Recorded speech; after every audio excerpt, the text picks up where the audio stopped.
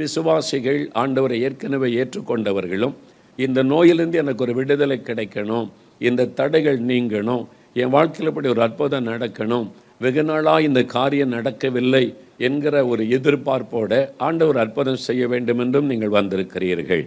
இப்படி பலதரப்பட்ட மக்களாக இந்த இடத்தில் நாம் இயேசுவின் நாமத்தில் கூடியிருக்கிறோம். இந்த டெண்டிலே நாம் கூடி வந்திருப்பது இயேசுவின் நாமத்தினாலே. அதனால் இயேசு இந்த இடத்திலே உலாவிக் கொண்டிருக்கிறார்.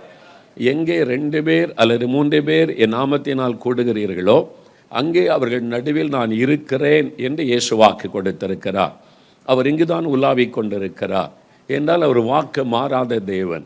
இயேசுவின் நாமத்தில் கூடி வந்து இயேசுவை துதித்து தான் நாம் பாடல்களை பாடினோம்.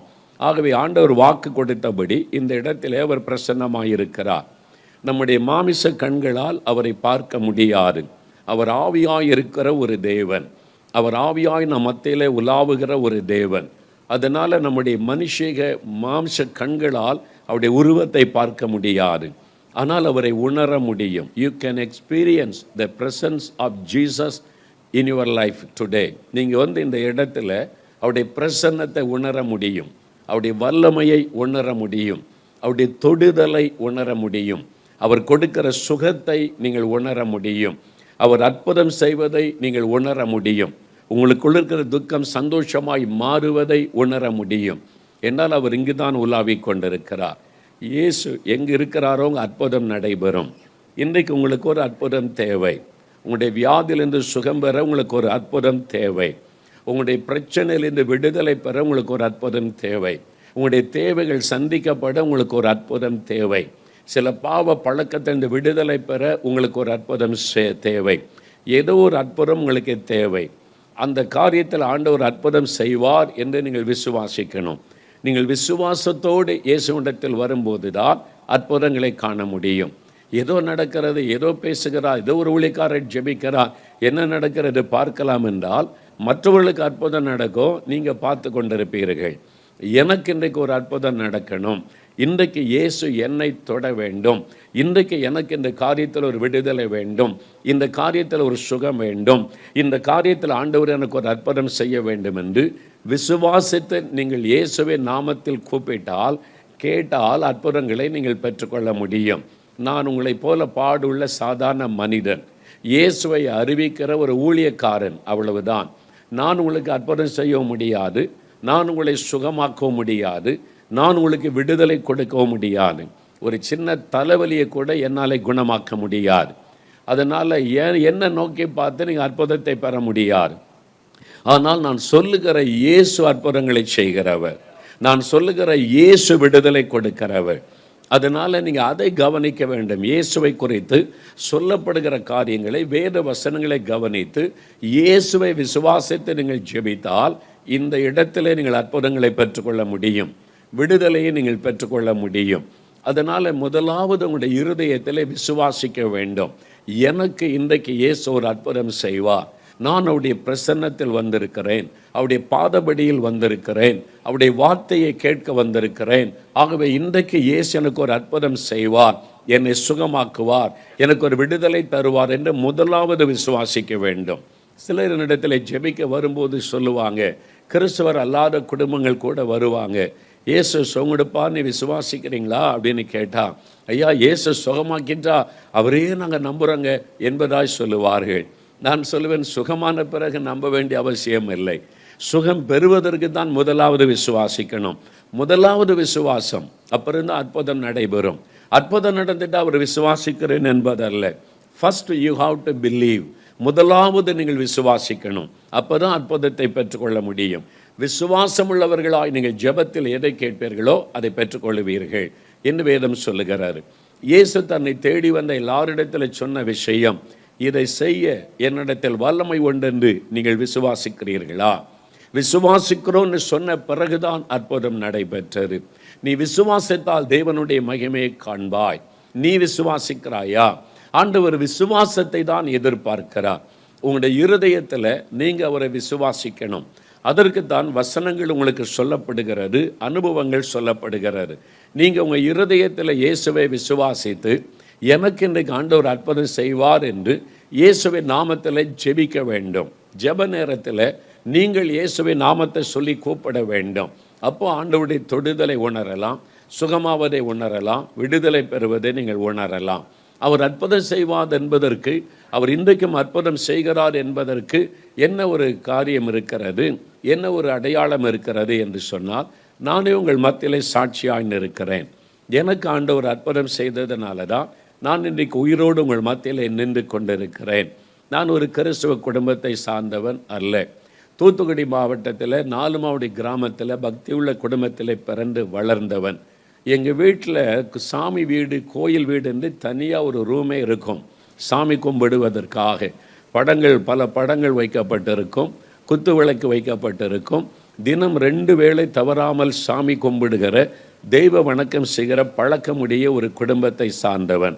காலையில் சின்ன பையனா ஸ்கூலில் படிக்கிற காலத்தில் இருந்தே குளிச்சுட்டு வரும்போது அந்த ஈர உடையோடு கூட அந்த கோயில் வீட்டுக்குள்ளே போய் பல நிமிட நேரம் பக்தியோடு சாமி கும்பிடுவது, சாஸ்தாங்கமாய் விழுந்து பணிந்து கொள்ளுவது, இதெல்லாம் சிறு வயதிலே போதிக்கப்பட்டு வளர்க்கப்பட்டவன்.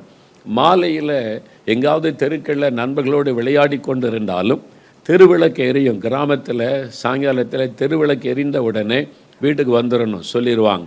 வீட்டுக்கு வந்த உடனே கை கால்களை எல்லாம் கழுவி சுத்தம் பண்ணி கொண்டு நேர அந்த அறைக்குள்ளே போய் சாமி கும்பிட்டு தெய்வ வணக்கம் செய்த பிறகுதான் படிக்கவே ஆரம்பிக்க வேண்டும். இந்த மாதிரி பழக்கத்தை வளர்க்கப்பட்டு ரொம்ப பக்தி உள்ளவனாய் நான் வளர்க்கப்பட்டேன். என்னுடைய பாட்டியார் இருந்தாங்க.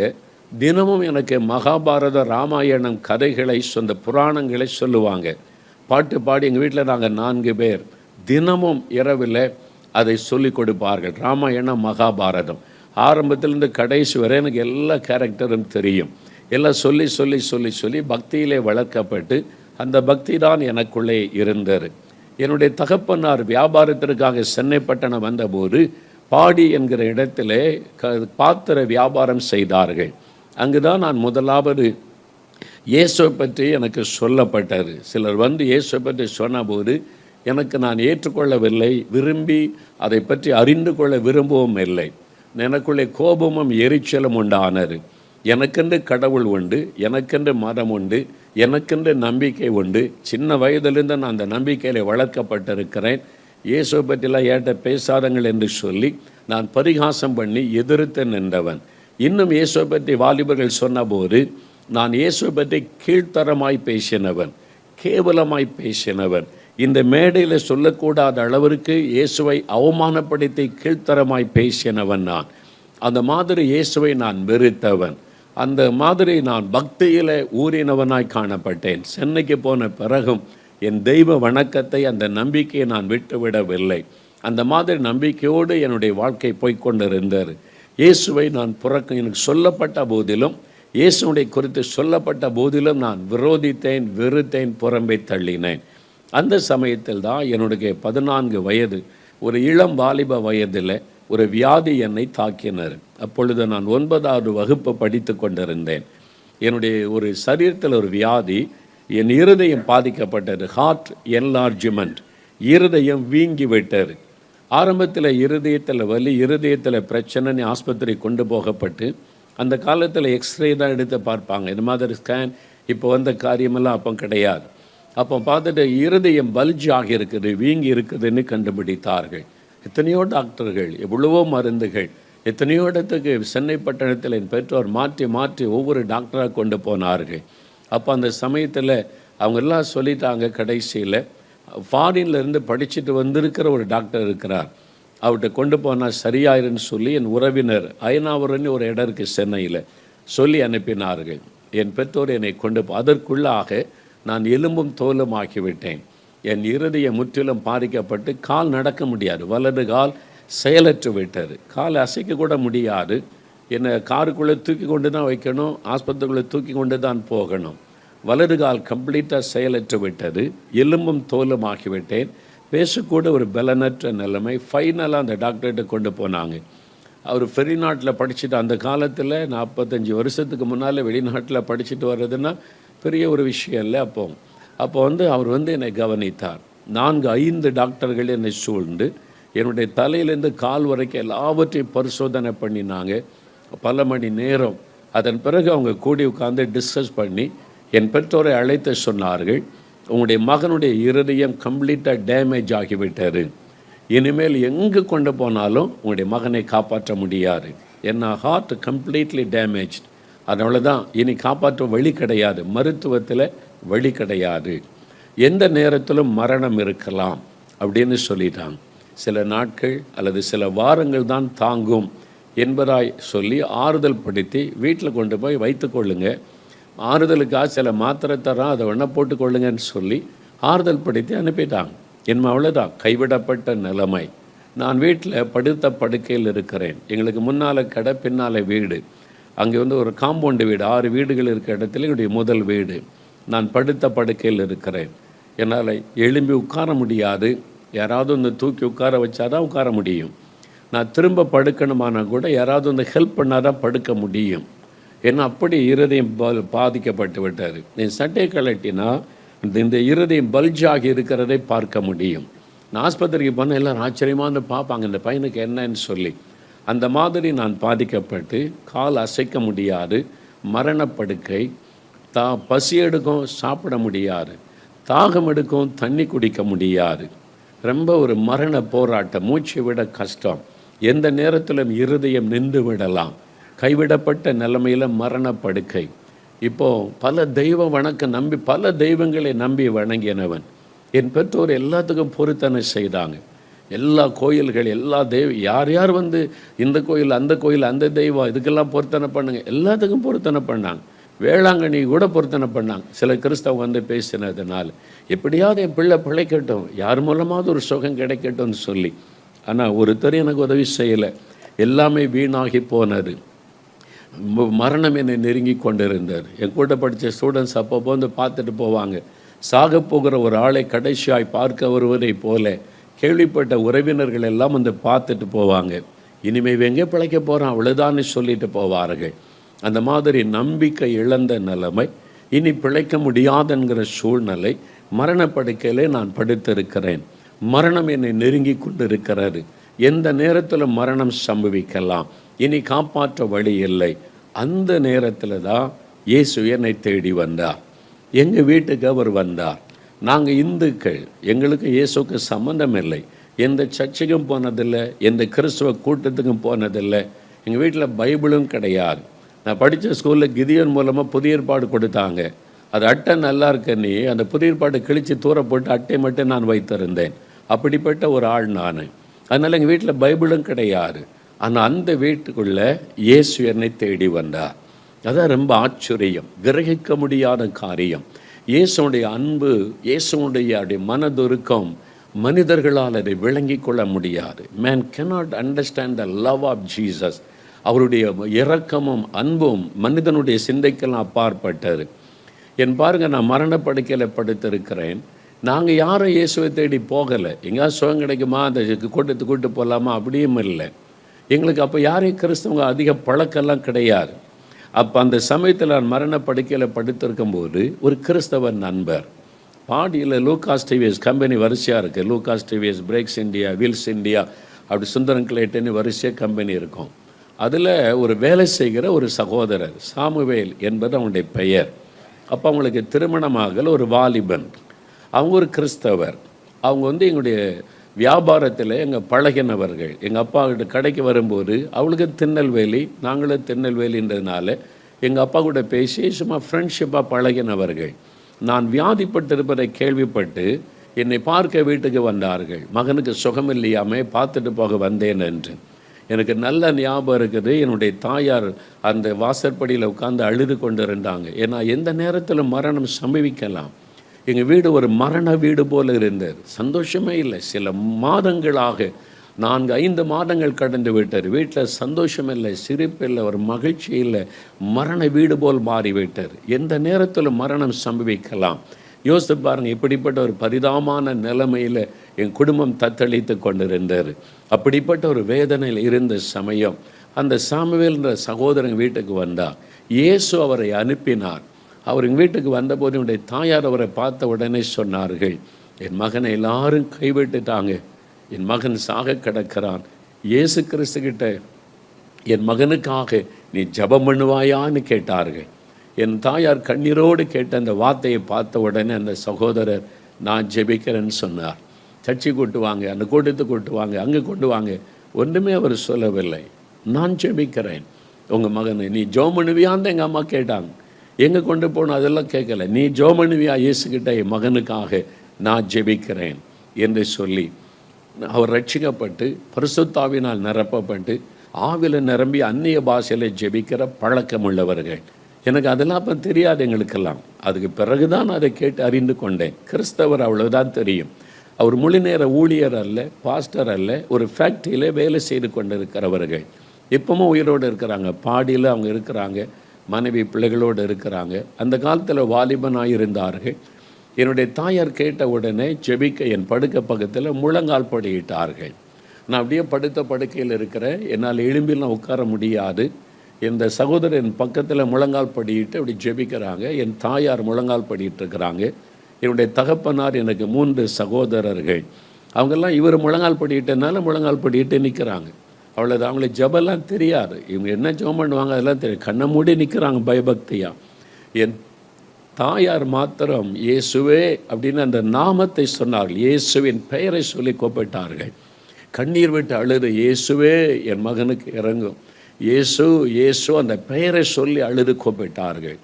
அந்த சகோதரர் கரமையத்தை ஜெபி, அவர் என் மேலே கை வைக்கலை.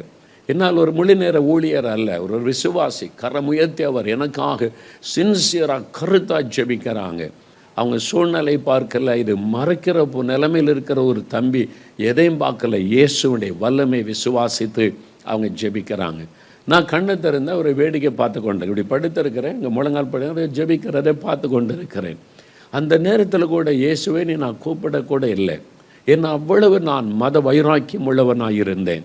இயேசுவை அவ்வளவு நான் வெறுத்தவனாக இருந்தேன். அதனால் அவர் ஜெபிக்கும் போது அவர் தான் பார்த்து கொண்டு இருந்தேன், என்ன ஜெபம் பண்ணுகிறார் என்று. எனக்கு தான் ஜெபிக்கிறாரு, நான் மரணப்படுக்கையில் இருக்கிறேன். ஆனால் நான் இயேசுவை நோக்கி கூப்பிடவே இல்லை. அதுதான் இன்றைக்கி விளங்கி கொள்ள முடியாத இயேசுடைய அன்பு என்னை ஆச்சரியப்படுத்துகிறார். அவ்வளவு நான் இயேசுவை வெறுத்த போதிலும் பாருங்கள், இயேசு எனக்கு அற்புதம் செய்தார். அவர் ஜெபித்து கொண்டிருக்கிறார், நான் படுத்த படுக்கையிலிருந்து பார்த்து கொண்டிருக்கிறேன். திடீரென்று அந்த அறைக்குள்ளே அந்த ஜெபிக்க ஜெபிக்க ஜெபிக்க ஒரு தேவ பிரசன்னம் அந்த அறைக்குள்ளே இறங்குகிறார். ஒரு தெய்வீக வல்லமை, ஒரு divine power game and that room. அந்த ரூமுக்குள்ளே அப்படியே தேவ பிரசன்னம் இறங்குகிறாரு. என் சரீரத்தில் நான் உணர்கிறேன், ஏதோ ஒன்று நடக்குது, ஏதோ ஒன்று இந்த ரூமுக்குள்ளே நடக்குது. அந்த தேவ பிரசன்ன வல்லமை, அந்த தொடுதலை நான் உணர்ந்தேன். அதான் நான் சொல்லுகிறேன், நீங்கள் கண்ணால் பார்க்க முடியாவிட்டாலும் அவருடைய பிரசன்னத்தை உணர முடியும். ஒரு தெய்வீக பிரசன்னம் அப்படியே அந்த அறைக்குள்ளே இறங்கும்போது என் சரீரத்தில் ஏதோ நடக்கிறது. எனக்குள்ள ஒரு பயம், தெய்வீக பயம் உண்டாகிறது. என் கண்ணிலேருந்து கண்ணீர் வடி ஆரம்பிக்கிறாரு. ஏதோ ஒன்று நடக்குதுன்னு அப்படி நினைக்கும் போது என் படுக்கையின் பக்கத்தில் ஒருவர் நிற்கிறதை என்னால் உணர முடிகிறாரு. என் கண்ணால் பார்க்க முடியல, ஆனால் என்னால் உணர முடிகிறாரு. நீங்கள் உங்கள் ரூமில் தனியாக உட்காந்து கண்ணை மூடி இருக்கிறீங்க. யாராவது அந்த ரூமுக்குள்ளே நடந்தால் உங்களால் ஃபீல் பண்ண முடியும். நீங்கள் கண்ணை திறந்து பார்க்காட்டாலும் உங்களால் ஃபீல் பண்ண முடியும்.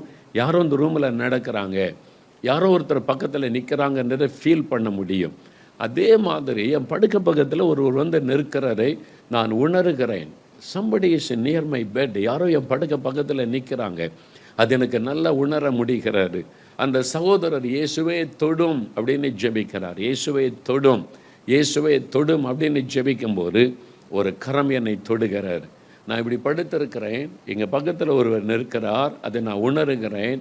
அவர் தொடுன்னு ஜெபிக்கும் போது ஒரு கரம், ஒரு மனுஷன் தொட்டா எப்படி இருக்குமோ, என்னுடைய வலது கை தோள் பகுதியில் அந்த கை தொடுகிறாரு. ஒரு கை என்னை தொடுகிறதை பார்த்தா தெரியல, ஒரு கை கண்ணால் பார்க்க முடியல, ஆனால் தொடுதலை உணர முடிகிறாரு. அதான் ஆவியாக இருக்கிற ஆண்டவர் அவருடைய கையினால் தொடுவதை நாம் உணர முடியும். அவருடைய தொடுதலை உணர்ந்தவன். இந்த தோள் பகுதியில் இந்த கை தொட்டதை நான் உணர்ந்தேன். உடனே என்னுடைய வலது காலில் ஒரு மின்சாரத்தை போல ஒரு வல்லமை, கரண்ட் ஷாக் அடிச்சு அப்படி இருக்கும், அந்த மாதிரி ஒரு வல்லமை என் காலில் அப்படியே பாய்ந்து போகிறாரு. ஏன்னா வலது கால் தான் செயலற்று கிடக்கிறது, அசைக்க முடியாது, எழுமி உட்கார முடியாது. அந்த தொட்ட உடனே அந்த காலுக்குள்ள ஆண்டவருடைய வல்லமை ஒரு செகண்ட் அப்படி பாய்ந்ததை நான் உணர்ந்தேன். அடுத்த நிமிஷம் என் கால் செயல்பட ஆரம்பித்து விட்டது. என் காலுக்குள்ள ஒரு மாற்றம் வந்துவிட்டதை நான் உணர முடிந்தது. இதெல்லாம் பாருங்கள், அவருடைய தொடுதலை உணர்கிறேன், அவருடைய வல்லமை சரீரத்தில் பாய்வதை உணர்கிறேன், நான் சுகம் பெற்றதை உணர்கிறேன். உடனே நான் எழும்பி உட்கார்ந்து விட்டேன். அவர் இன்னும் ஜெபம் பண்ணிக்கிட்டே இருக்கிறார். ஜெபம் பண்ணி முடிக்கலை, அதுக்குள்ளே நான் எழும்பி படுக்கையில் உட்கார்ந்துட்டேன். என்னால் எழும்ப முடியாது, என்னால் தானாக எழும்பி உட்கார முடியாது. இயேசுடைய ஒரே ஒரு தொடுதல் என் சரீரத்தில் ஒரு மாற்றத்தை கொண்டு வந்ததை உணர்ந்தேன். எழும்பி உட்கார்ந்துட்டேன். என்னால் தெளிவாக உணர முடிந்தது, ஒருவர் என்னை தொட்டு விட்டார், என் சரீரத்தில் ஒரு மாற்றம் உண்டாகிவிட்டது, கண்ணில் கண்ணீராய் வடிகிறாரு. நான் எழும்பி உட்கார்ந்துட்டேன். அவங்க இன்னும் கொஞ்சம் நேரம் ஜெபம் பண்ணி முடித்து கண்ணை திறக்கும் போது நான் படுக்கையில் எழும்பி உட்கார்ந்துருக்கிறேன். என் குடும்பத்தாரெலாம் பார்க்குறாங்க. அவர் ஒன்றுமே சொல்லலை, ஜெபம் பண்ணி முடிச்சிட்டார், அவ்வளோதான். நான் தொட்ட ஆண்டவருடைய தொடுதலை உணர்ந்தேன், சரீரத்தில் மாற்றத்தை உணர்ந்தேன். ஏன்னா நான் கிட்டத்தட்ட 4-5 மாதம் படுக்கையில் அந்த வியாதியில் கஷ்டப்பட்டு எலும்பும் தோலும் ஆயிட்டேன். சரீரம் பலவீனமாக இருக்கிறாரு. என் கையை ஊன்றி நான் எழும்பி நிற்கிறேன், என்னால் நிற்க முடிந்தது. நான் நடந்து பார்க்கிறேன், என்னால் நடக்க முடிந்தது. இயேசுடைய ஒரு தொடுதல் நொண்டியாய் கிடந்த என் காலை செயல்பட வைத்தது, ஒரு புதிய காலாய் மாற்றிவிட்டார். அதன் பிறகு நான் பார்க்குறேன், வீங்கியிருந்த இருதயம் நார்மலாய் மாறிவிட்டார். இயற்கைக்கு மேற்பட்ட ஒரு அற்புதம். இது சூப்பர் நேச்சுரல் மிராக்கிள். அதாவது இருதயம் பல்ஜாக இருக்குது, நார்மலாயிற்று. இருதயம் நார்மலாய் மாறிவிட்டார். செயலற்றுக்கு போன கால் செயல்பட ஆரம்பித்து விட்டார். இப்போ நான் நடக்கிறேன், குடும்பத்தார் பார்க்குறாங்க, அவங்களுக்கு ஆச்சரியம். இயேசு என்னை குணமாக்கி விட்டதை உணர்கிறேன். அப்போ தான் நான் முதல் விசுவாசித்தேன், Jesus Christ is the only living God. இயேசு ஒருவர் தான் மெய்யான ஜீவனுள்ள தேவன். ஏனென்றால் நான் எத்தனையோ தெய்வங்களை பக்தியோடு வணங்கினவன், சாஷ்டாங்கமாய் விழுந்து வணங்கினவன், எத்தனையோ தெய்வங்களை தேடி தேடி போய் தியாகத்தோடு கூட நமஸ்கரித்தவன். ஆனால் யாருமே செய்ய முடியாததை, நான் யாரை வெறுத்தேனோ, யார் கடவுளே இல்லைன்னு சொல்லி வாதாடி பரிகாசம் பண்ணினேனோ, அவர் என் வீட்டுக்குள்ளே வந்து ஒரே ஒரு தொடுதல்ல அப்படின்ற நேரத்துக்குள்ளே என்னை குணமாக்கி விட்டாரே. இந்த மாதிரி இந்த உலகத்தில் வேறு எந்த தெய்வம் என்று இருக்கிறது? வேறு யார் இந்த மாதிரி ஒரு அற்புதத்தை செய்திருக்கிறார்கள்? நான் கேள்விப்பட்டது இல்லை. புராணங்களில் அது நடந்தது இது நடந்தது என்று கதைகளால் சொல்லி கேள்விப்பட்டேனே ஒழிய, என்னுடைய வாழ்க்கையில் இது மாதிரி இயற்கைக்கு மேற்பட்ட ஒரு காரியம் நடந்தது என்று ஒருவரும் சொல்லி கேள்விப்பட்டதில்லை. ஆனால் இப்போ இயேசு எனக்கு செய்து விட்டார், நான் அதை அனுபவித்திருக்கிறேன். பாருங்கள், இத்தனை வருஷம் என் 14 வயசில் அற்புதம் நடந்தார். இன்றைக்கு 50 வருடம் கடந்து விட்டது. இந்த இருதயம் நேர்த்தியாய் ஓடிக்கொண்டிருக்கிறாரு. இதில் ஒரு பிரச்சனை, இயேசுடைய ஒரு தொடுதல் ஒரு புது இருதயத்தை எனக்கு கொடுத்து விட்டார். இன்றைக்கு வரைக்கும் ஒரு பிரச்சனையில் இந்த இருதயத்தில் எல்லாம் 100% பெர்ஃபெக்டாகி ஓடுகிறார். இயேசுடைய ஒரே ஒரு டச், அவ்வளோதான். டாக்டர் சொன்னது இந்த இருதயம் முற்றிலும் பாதிக்கப்பட்டு போய் விட்டார், இனி அவ்வளவுதான் என்று. ஆனால் இயேசுடைய ஒரு தொடுதல் புது இருதயத்தை எனக்கு தந்து விட்டார். வலது காலுக்கும் இடது காலுக்கு சின்ன ஒரு வித்தியாசம் கூட இல்லாதபடி இயேசு என்னை குணமாக்கி விட்டார். அதன் பிறகு அந்த வியாதிக்காக எந்த டாக்டரிடத்தில் என் பெற்றோர் என்னை கொண்டு போகவில்லை. இயேசு கிறிஸ்து கொடுத்த சுகம். அவர் இன்றைக்கும் அற்புதம் செய்கிறார் என்பதற்கு நான் சாட்சியாக இருக்கிறேன். எனக்கு அவர் செய்திருக்கிறார். ஆகவே தான் நான் சொல்லுகிறேன், உங்களுக்கும் அவர் செய்வார். அவரை நம்பாத என்னை தேடி எங்கள் வீட்டுக்குள்ளே வந்து எனக்கு அற்புதம் செய்தாரே. இவங்கெல்லாம் இந்துக்கள், அங்கே படம் குத்து விளக்கெல்லாம் வச்சுருக்கிறாங்க. இந்த வீட்டுக்குள்ளே நான் வரமாட்டேன் என்று இயேசு வெளியிலே நிற்கவில்லை. அந்த வீட்டுக்குள்ளே இயேசு வந்தார். எங்கே படங்களும் குத்து விளக்கம் வைக்கப்பட்டிருந்ததோ அதே வீட்டுக்குள்ளே இயேசு வந்து என்னை தொட்டு குணமாக்கி, நான் தானப்பா மெய்யான தேவன் என்பதை எனக்கு விளங்க பண்ணினார். அதே இயேசு இந்த இடத்திலே உலாவிக் கொண்டிருக்கிறார். நீங்கள் யாராகவும் இருக்கலாம், எந்த மதத்தை சார்ந்தவளாகவும் இருக்கலாம், ஆனால் இயேசு உங்களை நேசிக்கிறார். இயேசுவை நீங்கள் நம்பாதவர்களாக கூட இருக்கலாம். இயேசு உங்களை நேசித்து தான் இந்த இடத்துக்குள்ளே கொண்டு வந்திருக்கிறார். இயேசு உங்கள் மேலே அன்பு வைத்து தான் இந்த காரியங்களை நீங்கள் பார்க்கும்படி செய்திருக்கிறார். ஏன் தெரியுமா? உங்களுக்கு இன்றைக்கு ஒரு அற்புதம் தேவை, இன்றைக்கு உங்களுக்கு ஒரு விடுதலை தேவை, இன்றைக்கு உங்களுக்கு ஒரு சுகம் தேவை. அதற்காக ஆண்டவர் இந்த நிகழ்ச்சி மூலமாக உங்களோடு ஆண்டவர் பேசி கொண்டிருக்கிறார். இந்த பந்தில் இந்த டெண்டுக்குள்ளே கர்த்தர் அழைத்து வந்திருக்கிறார். ஆண்டவர் உங்களுக்கு ஒரு அற்புதம் செய்ய போகிறார். விசுவாசியுங்கள், விசுவாசியுங்கள். ஒருவேளை நினைக்கலாம், இது என்னைக்கோ நடந்த ஒரு அற்புதம், அப்படி நடந்திருக்கலாம் என்று சொல்லி. இந்த ஏப்ரல் மாதம் ஈஸ்டர் பண்டிகை அன்றைக்கு இலங்கையில் கிளிநொச்சியில் ஒரு மீட்டிங் கூட்டம் நடைபெற்றது. நான் கடைசி நாள் இந்த ஈஸ்டர் அன்றைக்கு தான் போக முடிந்தது. மைதானத்தில் இந்த கூட்டம் நடைபெறும். கிளிநொச்சியில் மைதானத்தில் ஓப்பன் கிரவுண்டில் கூட்டம் நடைபெறுகிறார். அவர் ஜான் பாலகுமார் என்கிற தேவ மனிதர் கூட்டத்தை ஒழுங்கு பண்ணி இருந்தார். ஜனங்கள் கடைசி நாள் கூட்டம் திரளாய் வந்திருந்தார்கள். அதில் இயேசு உயிரோடு இருக்கிறார், அவர் உயிர்த்தெழுந்த நாள் அது. அதை பற்றி பிரசங்கம் பண்ணி ஜெபம் பண்ணின போது ஆண்டவர் அநேகரை தொட்டார். அசுத்த ஆவிகள் அலறி ஓடினர், கட்டுகள் அறுக்கப்பட்டது, நிறைய பேர் சுகம் பெற்றார்கள். அப்பொழுது விடுதலை சுகம் பெற்றவங்க மேடையில் வந்து சாட்சி கொடுக்கலாம் என்று அழைப்பு கொடுக்கப்பட்டது. ஏன் அழைக்கிறோம் என்றால், ஊழியர்களை பெருமைப்படுத்த அல்ல, இயேசுவை நீங்கள் மகிமைப்படுத்தணும், அதை விரும்புகிறார். நிறைய பேர் சுகம் விடுதலை பெற்றுவிட்டு அதை வெளியே சொல்ல வெட்கப்படுகிறேன் என்று சொல்லி அப்படியே போய் விடுவார்கள். அதனால் பெற்றுக்கொண்ட ஆசீர்வாதத்தை இழந்து போனவர்கள் உண்டு, பெற்றுக்கொண்ட சுகத்தை இழந்து போனவர்கள் உண்டு. அந்த ஆண்டவரை மகிமைப்படுத்தி விட்டால் அவர் கொடுத்த ஆசீர்வாதம் சுகம் நிலைத்து நிற்கும்.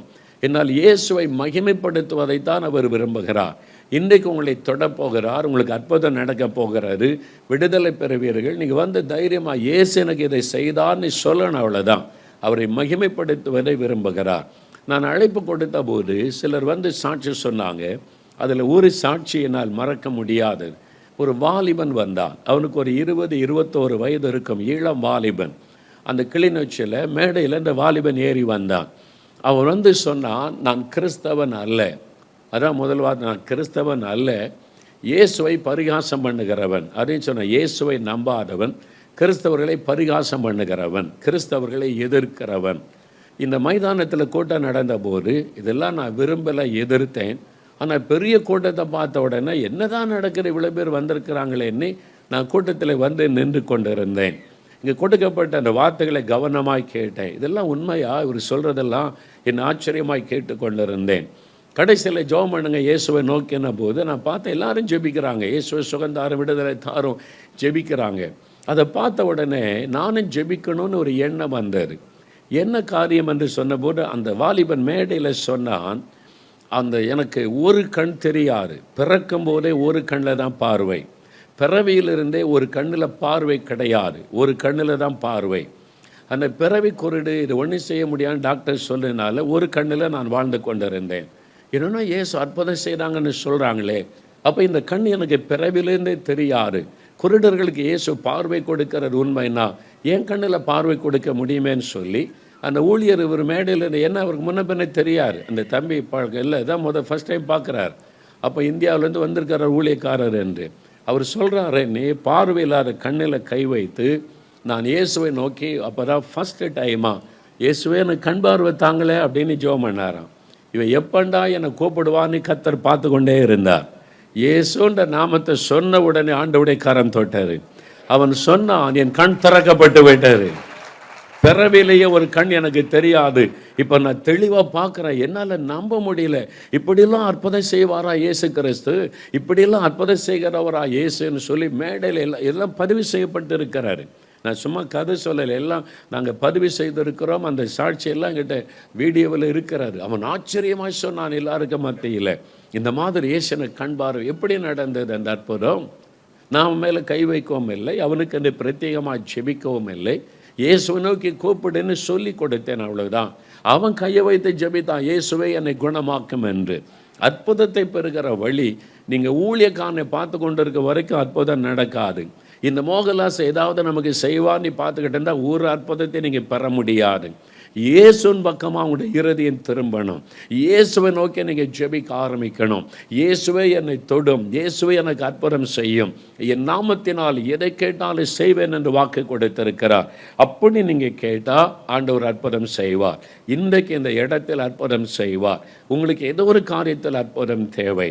எல்லாரும் எழுந்து நில்லுங்க. ஒரு ஜெபம் பண்ணின பிறகு வேத வசனத்திலேருந்து சில காரியத்தை சொல்லி அதன் பிறகு தான் நம்முடைய அற்புதத்துக்கு ஜெபிக்க போகிறோம். எல்லாம் எளிமை நில்லுங்க. இப்போது நீங்கள் கூப்பிடணும், கண்களை மூடி, இயேசுவே நான் உம்மை விசுவாசிக்கிறேன், இயேசுவே உம்மை தேடி வந்திருக்கிறேன், எனக்கு நீர் ஒரு அற்புதம் செய்வீர் என்று விசுவாசிக்கிறேன். உங்களுடைய விசுவாசத்தை அறிக்கையிட்டு ஜெபிக்கணும். எல்லாம் எளிமை நில்லுங்க. எல்லாம் கண்களை மூடுங்கள். அருகில் இருக்கிறவளை மறந்துடுங்க, மேடையில் இருக்கிற ஊழியக்காரனை மறந்துடுங்க. இயேசு இயேசு இயேசு அவர் தான் உங்கள் கண் முன்னால் நிற்கணும். சோசியல் மீடியாவில் பார்த்து கொண்டு இருக்கிறவங்க நீங்கள் எந்த நாட்டில் இருந்தாலும் எந்த இடத்துல இருந்தாலும் உடைய கண்ணை மூடி, இயேசுவே நான் உம்மை விசுவாசிக்கிறேன், இயேசுவே நான் உம்மை நோக்கி கூப்பிடுகிறேன், ஜெபிக்க ஆரம்பிங்க. இருக்கிற இடத்துல இருந்து, இயேசுவே நான் உம்மை விசுவாசிக்கிறேன், இயேசுவே இன்றைக்கு எனக்கு ஒரு அற்புதம் தேவை. எத்தனை பேருக்கு அற்புதம் வேணும்? ஒரு விடுதலை, சுகம், வலதுகரம் உயர்த்தி இயேசுடைய நாமத்தை சொல்லுங்க. வாய் திறந்து விசுவாசத்தை அறிக்கையிடுங்க. இயேசுவே நான் உம்மை விசுவாசிக்கிறேன், இயேசுவே எனக்கு ஒரு அற்புதம் வேண்டும், உம்மை தேடி நான் வந்திருக்கிறேன். இயேசுவின் நாமத்தை சொல்லுங்க, இயேசுடைய பெயரை சொல்லுங்க. இயேசு இயேசு இயேசு, அந்த பெயரை சொல்லுங்க, பெயரை சொல்லுங்க. இயேசுடைய நாமத்தை உச்சரிங்க. என் நாமத்தினால் எதை கேட்டாலும் செய்வேன் சொல்லி இருக்கிறார். இயேசுதான் அற்புதம் செய்ய முடியும், இயேசுதான் விடுதலை கொடுக்க முடியும். இயேசுவே உம்மை தேடி நான் வந்திருக்கிறேன், இயேசுவே உம்முடைய வல்லமை விசுவாசிக்கிறேன், இயேசுவே எனக்கு ஒரு அற்புதம் நடக்கணும், இயேசுவே எனக்கு ஒரு விடுதலை வேண்டும், இயேசுவே இன்றைக்கு எனக்கு ஒரு அற்புதம் நடக்கணும், இயேசுவே உம்மை தேடி வந்திருக்கிறேன் அப்பா. தகப்பனே, இவ்வளவு பிள்ளைகள் உம்முடைய நாமத்தை விசுவாசிக்கிறார்கள், விசுவாசத்தை அறிக்கையிடுகிறார்கள். ஏதோ உம்முடைய பிரசன்னம் இந்த பந்தலுக்குள் இறங்கி வந்திருக்கிறதற்காய், கூடாரத்திற்குள் உம்முடைய வல்லமை இறங்கி இருக்கிறதற்காய் சோதரம். இப்பொழுதே தொடுவீராக, இப்பொழுதே உம்முடைய வல்லமை தொடுவதாக, உம்முடைய பிரசன்னம் ஆட்கொள்ளுவதாக. இயேசு இயேசு இயேசு இயேசு என்று உம்முடைய நாமத்தை சொல்லி கூப்பிடுகிறேன். ஒவ்வொருவருக்கும் இன்றைக்கு அற்புதம் செய்தே ஆகணும் ஆண்டவரே, விடுதலை கொடுத்தே ஆகணும் ஆண்டவரே. உம்முடைய கரத்தில் நான் ஒப்பு கொடுக்கிறேன். இப்பொழுதும் நீர் பேசும், எங்களோடு பேசும், எங்களுக்கு அற்புதம் செய்யும். இயேசுவின் நாமத்தில் ஜெபிக்கிறோம் பிதாவே, ஆமென். உட்காருங்க. சுருக்கமாய் வேதத்திலிருந்து ஒரு வசனத்தை நான் சொல்லி அதன் பிறகு நாம் ஒவ்வொரு காரியமாய் ஜெபிக்க போகிறோம். பரிசுத்த யோவான் எழுதின சுவிசேஷம் 8ஆம் அதிகாரம் 36வது வசனம். யோவான் 8ஆம் அதிகாரம் 36வது வசனம். ஆகையால் குமாரன் உங்களை விடுதலையாக்கினால் மெய்யாகவே விடுதலையாவீர்கள். நான் இன்றைக்கு என்ன வசனம் உங்களுக்கு சொல்லி ஜெபிக்கணும் ஆண்டவரே என்று சொல்லி நான் இங்கே வந்ததிலிருந்தே ஜெபித்து கொண்டிருக்கிறேன் இந்த 3 நாட்களுக்காக. அப்போ ஆண்டவர் நான் ஜெபித்த போது இன்றைக்கு நான் நேற்றுக்கு என்ன பேசணும், இன்றைக்கு என்ன வார்த்தை சொல்லணும்னு ஆண்டவர் பேசினார். அதை ஆண்டவர் நேற்றுக்கே எனக்கு சொல்லிட்டார். இந்த வசனத்தை வைத்து நீ அவங்களோட பேசி அவங்களுடைய விடுதலைக்காக ஜெபிக்கணும்னு கர்த்தர் சொன்னார். இங்கே வந்து பார்த்தா அதே வசனத்தை தான் எழுதி வச்சிருக்கிறாங்க. ஆண்டவர் எவ்வளோ உண்மை உள்ளவர், அல்லேலூயா. இந்த வசனத்தை நேற்றைக்கு ஆண்டவர் எனக்கு சொல்லி இந்த வசனத்தை வைத்து தான் இந்த மக்களோடு நீ பேசி அவங்களுடைய விடுதலைக்காக ஜெபிக்கணும்னு சொன்னார். இந்த வசனம் சொல்லுகிறது, இயேசு கிறிஸ்து உங்களை விடுதலையாக்கினால் மெய்யாகவே விடுதலையாவீர்கள். If the Son sets you free, you shall be free indeed. இயேசு உங்களை விடுதலையாக்கினால் மெய்யாகவே விடுதலையாவீர்கள். ஆண்டவர் உங்களுக்கு ஒரு வாக்கை கொடுக்கிறார், you shall be free indeed. மெய்யாகவே நீங்கள் விடுதலையாவீர்கள், மெய்யாகவே விடுதலையாவீர்கள். உங்களை பார்த்து ஆண்டவர் சொல்லுகிறார், என் மகனே, என் மகளே, நீ என்னை தேடி வந்திருக்கிறாய் அல்லவா, இன்றைக்கு மெய்யான விடுதலை பெற்றுக்கொள்ளுவாய். ஏதோ ஒரு காரியத்தில் உங்களுக்கு விடுதலை தேவை. அது பாவத்தில் இருந்திருக்கலாம், வியாதியில் இருந்திருக்கலாம், பயத்தில் இருந்திருக்கலாம், கடன் பிரச்சனையிலிருந்து விடுதலை தேவையாக இருக்கலாம், ஏதோ ஒரு போராட்டம், ஏதோ ஒரு கஷ்டம், ஏதோ ஒரு காரியத்தில் உங்களுக்கு ஒரு விடுதலை தேவை. ஆண்டவர் சொல்லுகிறார், நீங்கள் மெய்யாகவே விடுதலை ஆவீர்கள் என்று கர்த்தர் உங்களுக்கு வாக்கு கொடுக்கிறார். இந்த உலகத்தில் 2 விதமான வல்லமைகள் கிரியை செய்கிறார். நீங்கள் அதை அறிந்து கொள்ளணும். ஒன்று சாத்தானுடைய வல்லமை. உலக தோற்றம் முதலே பொல்லாத இந்த பிசாசானவன் தேவதூதனாய் இருந்து தள்ளப்பட்டு சாத்தானாய் மாறி போனவன். ஆண்டவர் என்ன செய்தாலும் அதற்கு ஆப்போசிட்டாய் செயல்படுகிறவன் இந்த சாத்தான். மெய்யான தெய்வத்தை ஆண்டவர் வெளிப்படுத்தினால் அவன் பொய்யான தெய்வத்தை காண்பித்து மக்களை ஏமாற்றுவான். எல்லாத்திலுமே அவன் பொய்யன், பொய்க்கு பிதாவாய் இருக்கிறவன், பொய்யான செய்திகளை பரப்புகிறவன், பொய்யான தெய்வங்களை உருவாக்குகிறவன், பொய்யான மார்க்கங்களை உருவாக்குகிறவன். வேதம் தெளிவாய் அதை குறித்து சொல்லுகிறது. அவன் பொய்யனாய் இருக்கிறான், பொய்க்கு பிதாவாய் இருக்கிறான், சொந்தத்தில் எடுத்து பேசுகிறான் என்பதாக. அதுதான் அந்த பிசாசானவன். அவன் திருடன் என்றும் ஆண்டவர் சொல்லுகிறார். யோவான் 10:10 அவன் திருடன், மக்களுடைய சமாதானத்தை திருடுகிறவன், ஆரோக்கியத்தை திருடுகிறவன், ஆசீர்வாதத்தை திருடுகிறவன், நன்மையை திருடுகிறவன். அவன் பொல்லாதவன் என்று வேதம் சொல்லுகிறாரு.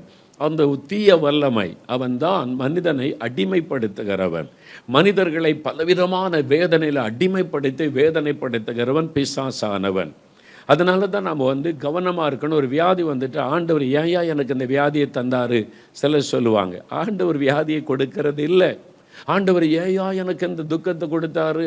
ஆண்டவர் யாருக்கும் வியாதியோ துக்கத்தையோ வேதனை கொடுக்கிறவர் அல்ல. இயேசு கொஞ்சம் கேன்சர் வியாதி வச்சுக்க, இன்னொன்று ஆஸ்துமா வியாதி வச்சுக்க, யாருக்காவது அப்படி கொடுக்குறாரா? இல்லை.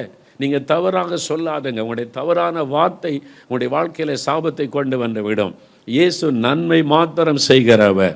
அவர் வியாதியை குணமாக்குகிறவரை இல்லாமல் வியாதியை கொடுக்கிறவர் அல்ல. அதனால் பிசாசு தான் எல்லாவற்றிற்கு பின்னால் இருக்கிறவன். அவன் மனிதர்களுக்கு வேதனை கொடுத்து அடிமைப்படுத்துகிறவன் என்று வேதம் சொல்லுகிறாரு.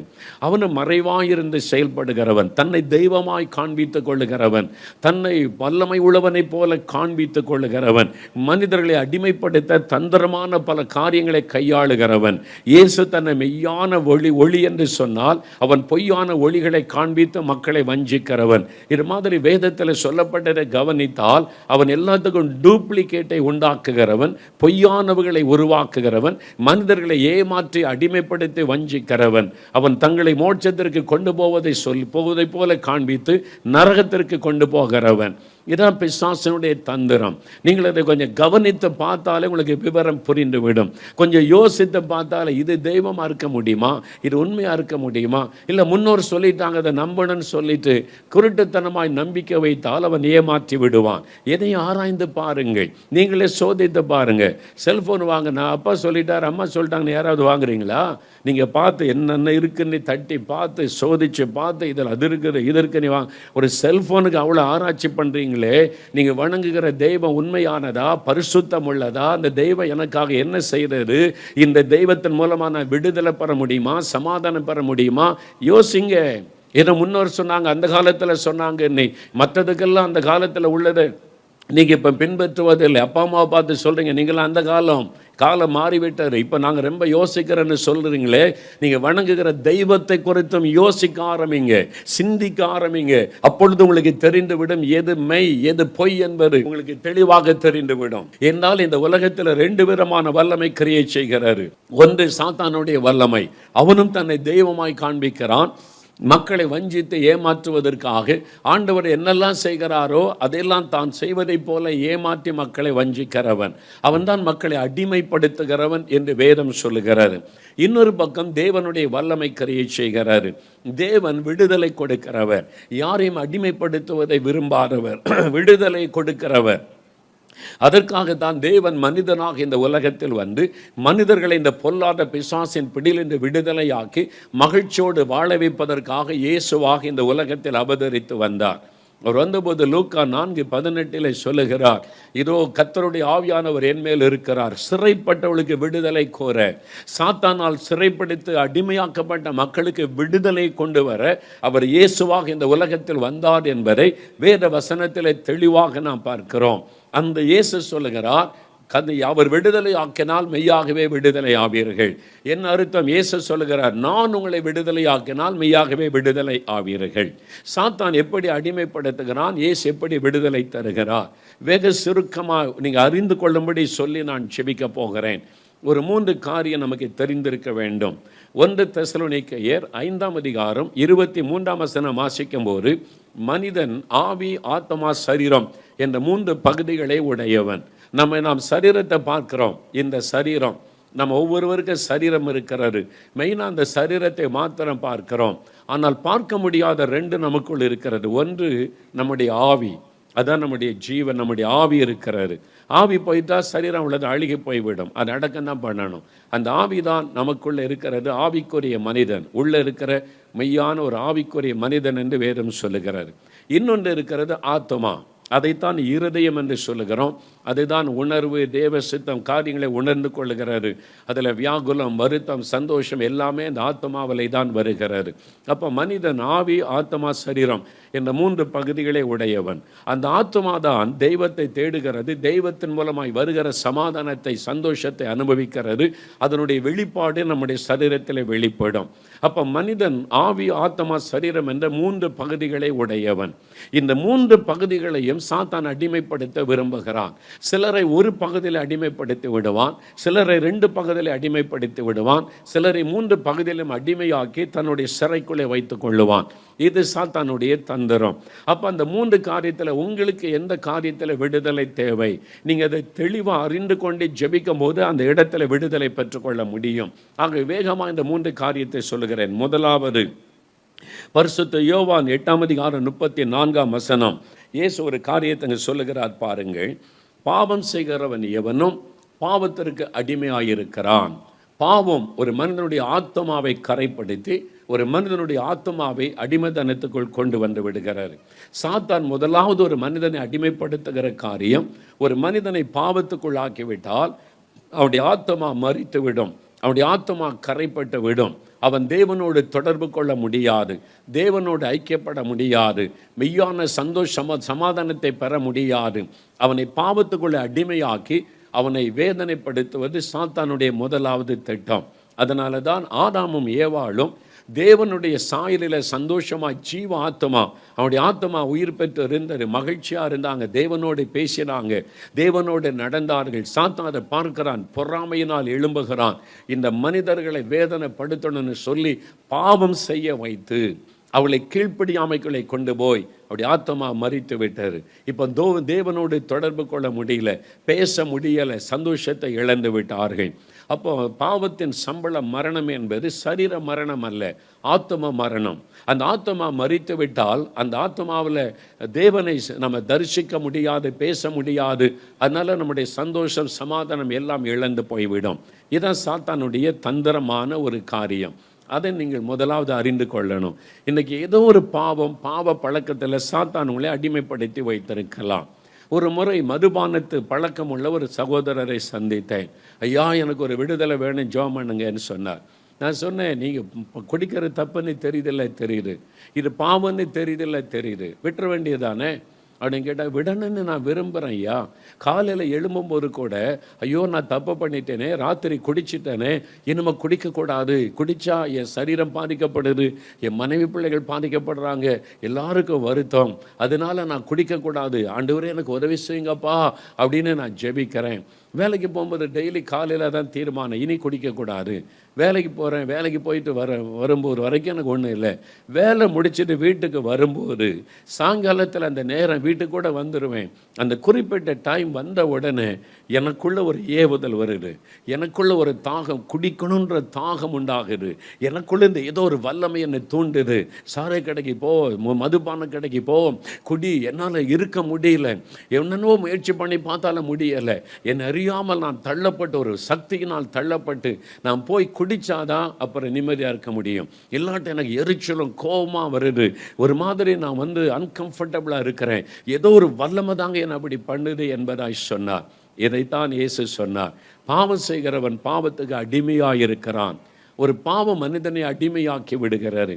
ஆரம்பத்தில் விளையாட்டாக தெரியும், மதுபான பழக்கம், விபச்சாரம், வேசித்தனம், அசுத்தம், சூதாடுகிற பழக்கம், ஏதோ ஒரு பாவ காரியம் ஆரம்பத்தில் உங்களுக்கு விளையாட்டாக தெரியும். பரவாயில்ல, நம்ம வேண்டாம், அப்புறம் விட்டுடலாம், இப்போ விட்டுடலான்னு தோணும். ஆனால் விட முடியாது.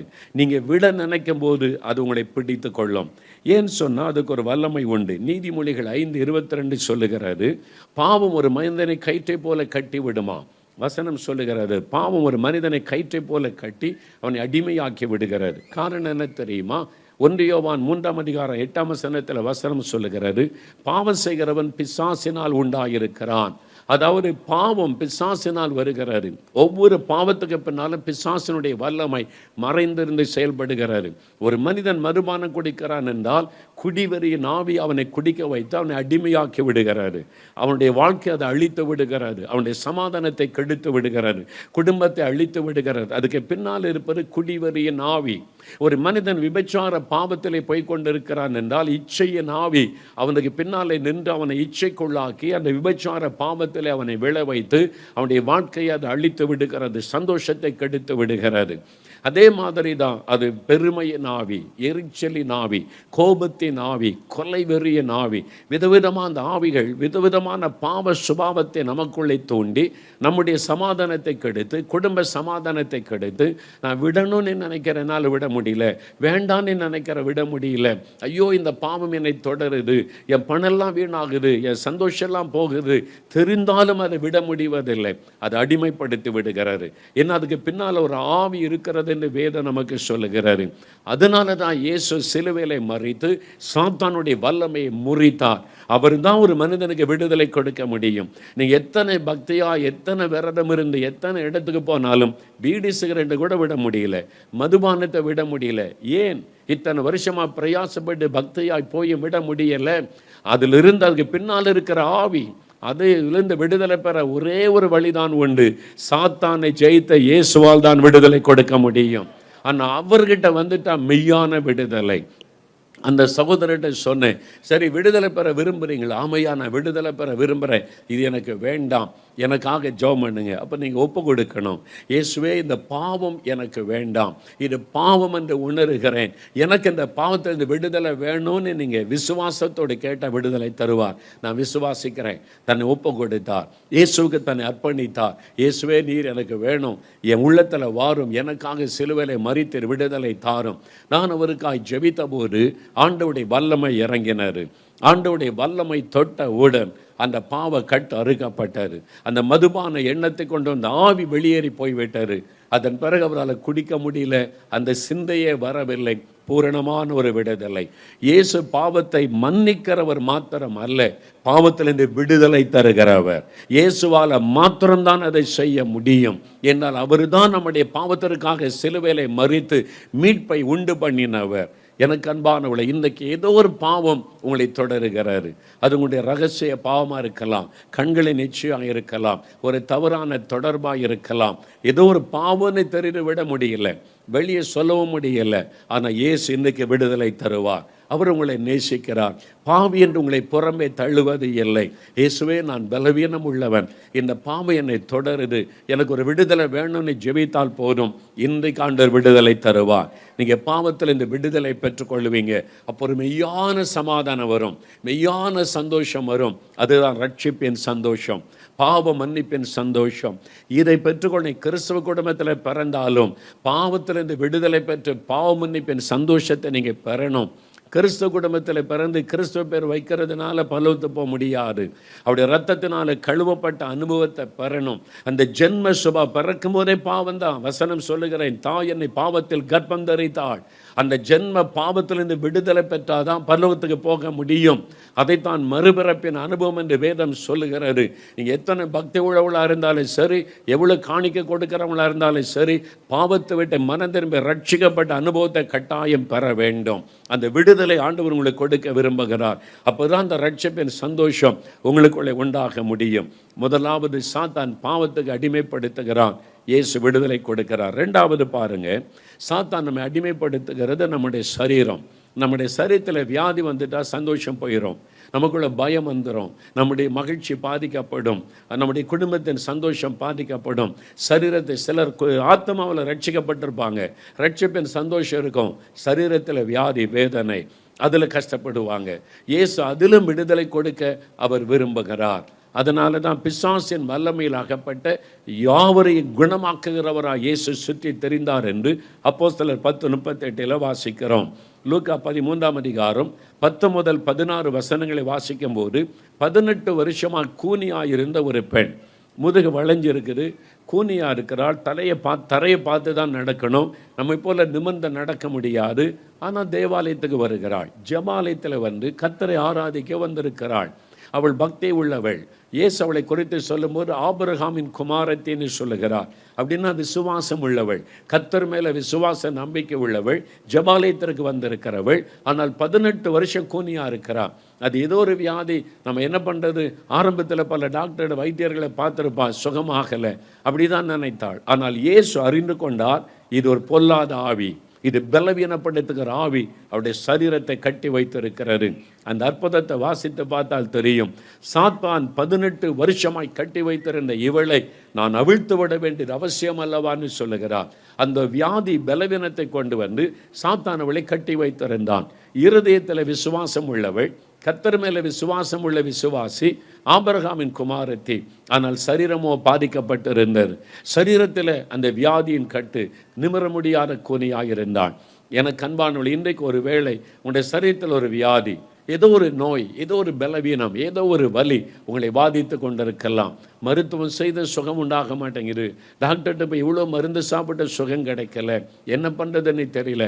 டாக்டர் சொல்கிறாங்க உங்களுக்கு ஒரு வியாதி இல்லைங்க, மனப்பிரம தாங்க, நாங்கள் மாத்திரைலாம் கொடுத்து பார்த்தாச்சுங்க, ஒன்றும் செய்ய முடியாதுன்னு சொல்கிறாங்க.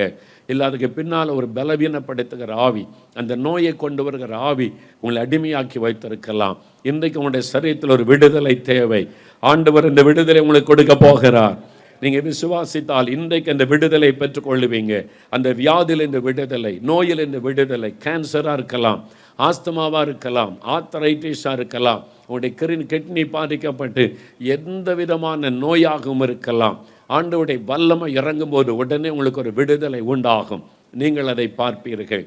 இன்றைக்கு விடுதலை. பல கூட்டங்களில் ஊழியத்தில் நான் அதை பார்த்திருக்கிறேன். ஒரு சமயம் ஒரு கூட்டத்தில் பிரசங்கம் முடித்து அநேகர் முன்னால் வந்து ஒப்பு கொடுத்து ஜெபித்து கொண்டிருந்தாங்க. வியாதிக்காக ஜெபிக்கும் போது ஒரு வாலிப மகள் முன்னால் நின்று இயேசுகிட்ட ஜெபித்து கொண்டிருந்த மகள் திடீரென்று அவள் கீழே விழுந்தாள். என்னன்னு பார்க்கும்போது ஒரு அசுத்த ஆவி அவளை விட்டு போய்விட்டார். கீழே விழுந்தாள். 2 நிமிஷத்தில் எழுப்பி நின்றுட்டான்.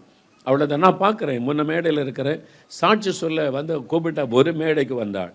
வந்து சொன்னாள், எனக்கு பிறந்ததிலிருந்து விவரம் தெரிந்த நாளில் இருந்து ஆஸ்துமா வியாதி, இழுக்கும், மூச்சு இழுக்கும், நார்மலாக சுவாசிக்க முடியாது, சுவாச உறுப்பு பாதிக்கப்பட்ட ஆஸ்துமா வியாதின்னு டாக்டர் சொல்லி மருந்து கொடுத்துருக்குறாங்க. பிறந்ததில் விவரம் தெரிஞ்ச நாளில் இருந்து இப்போ வாலிப மகள், திருமணமாகிற வயசு.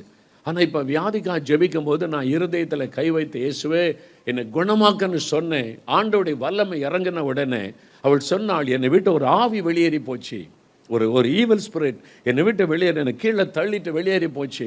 நான் இப்போ பார்க்குறேன், நல்ல சுகமாயிட்டேன், நார்மல் ஆகிட்டேன், ஆஸ்துமா அறிகுறியே இல்லை, நல்லா சுவாசிக்க முடிகிறது. அப்போ அந்த வியாதியை கொண்டு வந்தது யார்? ஒரு பலவீனப்படுத்துகிற ஆவி. அந்த நோயை கொடுத்து அந்த மகளை வாதித்து கொண்டு இருந்தார். அந்த ஆவி வெளியேறி போன உடனே பாருங்க வியாதி போய் விட்டார்.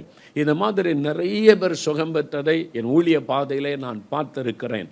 ஆர்த்தரைட்டிஸ், ஒரு சகோதரர் வந்து சொன்னார், இருதயத்தில் வலி, அது மரண பயத்தை கொடுத்து கொண்டு இருந்தது. டாக்டர்ஸ் எல்லாம் மருந்து மாத்திரை தான் கொடுத்துருந்தாங்க, அவ்வளோதான், உங்களை கேர்ஃபுல்லாக பார்த்துக்கிடுங்கன்னு சொன்னாங்க. ஆனால் இன்றைக்கி ஜெபிக்கும் போது என் இருதயத்தை விட்டு ஒரு ஆவி வெளியேறி போச்சு. என்னால் அதை தெளிவாக உணர முடியும். ஒரு ஆவி என்னை விட்டு வெளியேறி போது இருதயம் நார்மல் ஆகிவிட்டது. அந்த வலி நம்னஸ் எல்லாம் மாறி இப்போ நல்ல சுகமாக இருக்கிறேன்.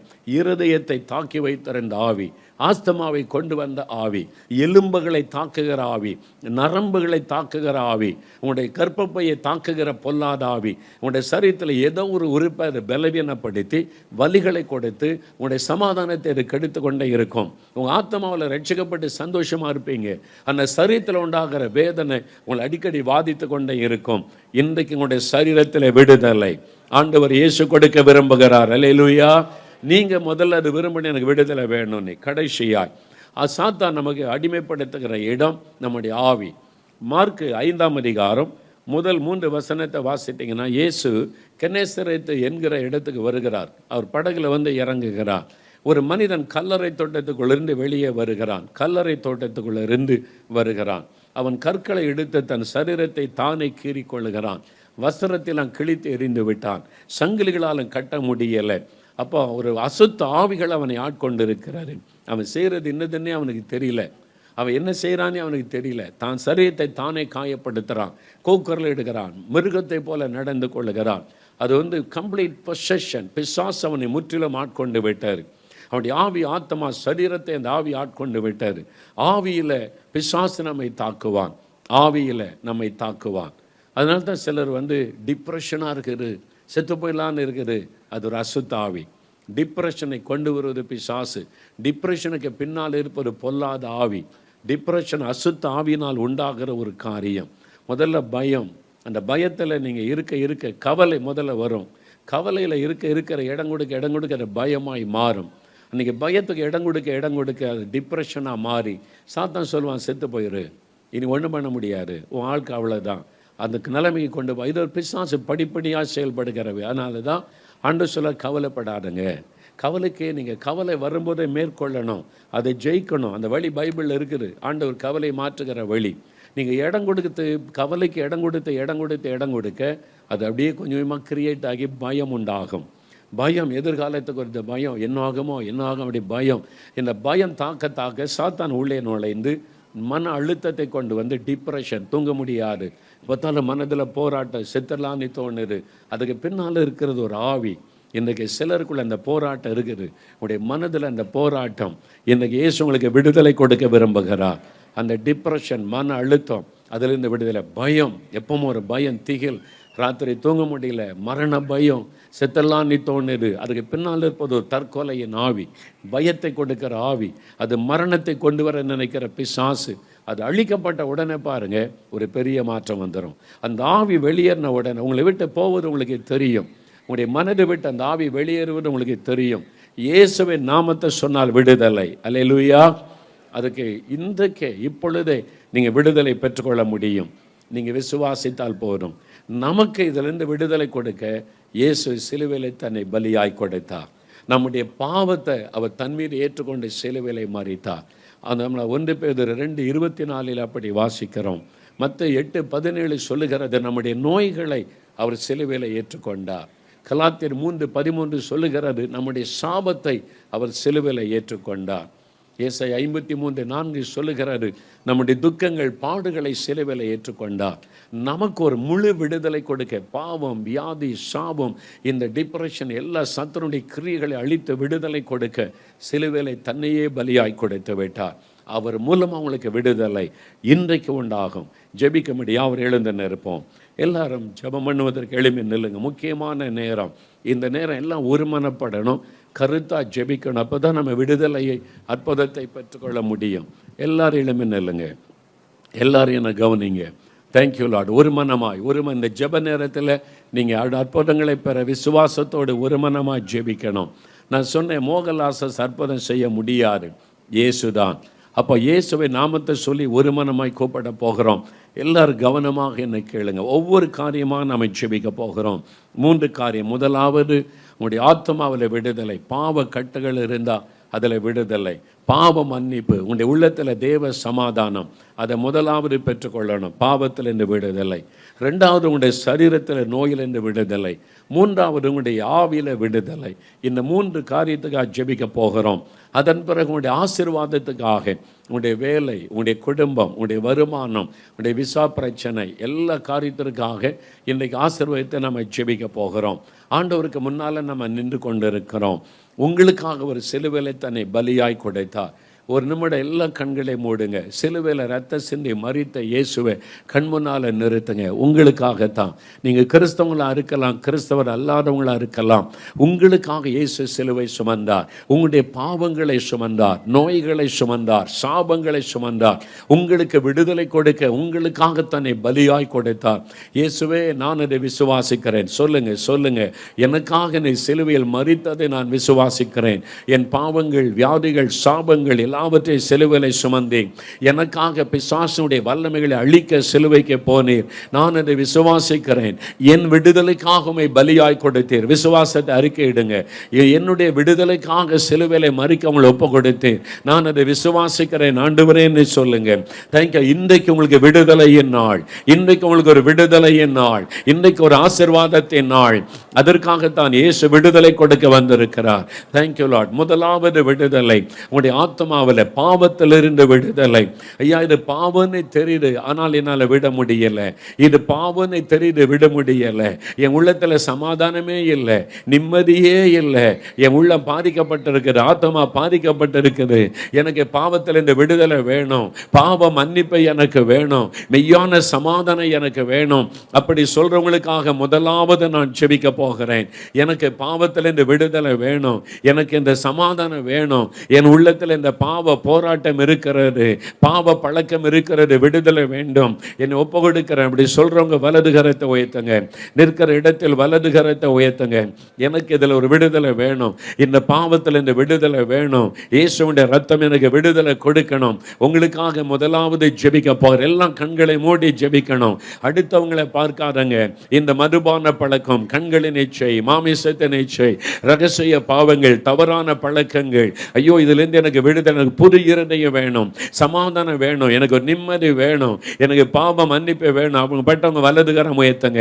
உங்களுக்காக முதலாவது ஜெபிக்க போகிறேன். நீங்க தான் ரொம்ப முக்கியமானவர்கள். இன்றைக்கு உங்களுடைய பெயர் ஜீவ புத்தகத்தில் பரலோகத்தில் எழுதப்பட போகிறது.